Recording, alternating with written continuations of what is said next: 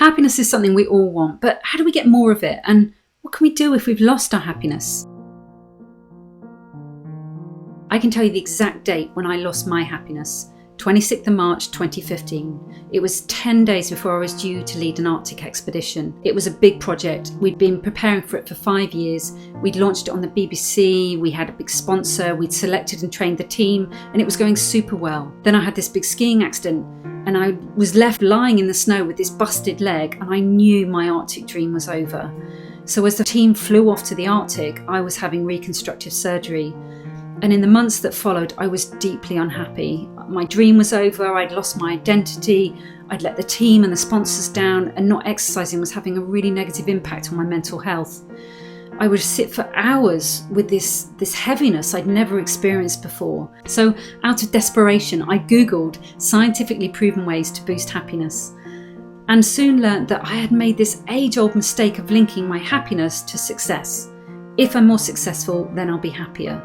I had pinned so much of my happiness on the success of this Arctic expedition that when it then didn't happen, it destroyed my happiness.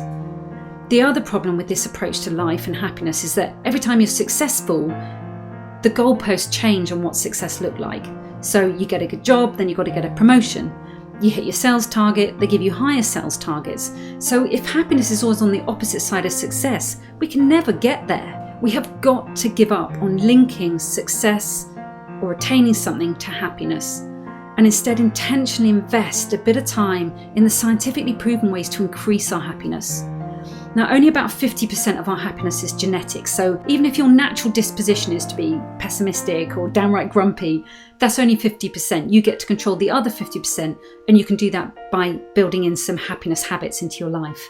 It's worth pointing out that we can also make ourselves unhappy. We probably all know someone who seems determined to be unhappy, and that's completely different to someone who has mental health challenges. In order to be the happiest person you know, top of the list of happiness habits is actually developing close relationships.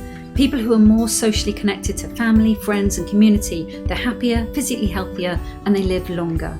So setting some rules for ourselves around not looking at social media if our loved one is in the room, or having a Sunday roast as a family together every week, or having a date night with our partner every week, or booking a long weekend away with some close friends so you can really invest some proper time in each other. Those are really good places to start. The other thing though that my Google search threw up about how to boost happiness is that we can use lots of other things like exercise, a natural chemical high thanks to the release of endorphins, getting more sleep, a gratitude practice, just writing down 3 small things we're grateful for that have happened in the last 24 hours.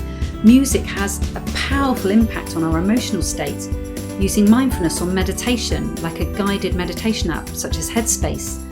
Being in nature, getting away from our desks and taking a short walk in a park at lunchtime has a very beneficial effect on us. Acts of kindness are really uplifting and are a win-win for everyone.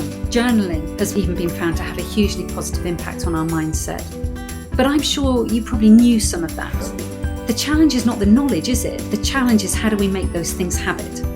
I find it helpful to use something called habit stacking, where I stack a new habit that I want to make stick onto one that I've already got on autopilot. So for example, after brushing my teeth at night, a habit that I have on autopilot, I put my exercise kit by the side of my bed so that when I get up in the morning, I have to stand on it to get out of bed. And that's made me significantly more likely to do an exercise workout in the mornings.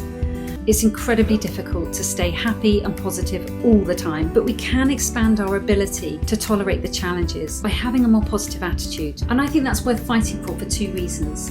Firstly, it's good for family life and has a harmonious effect on our relationships.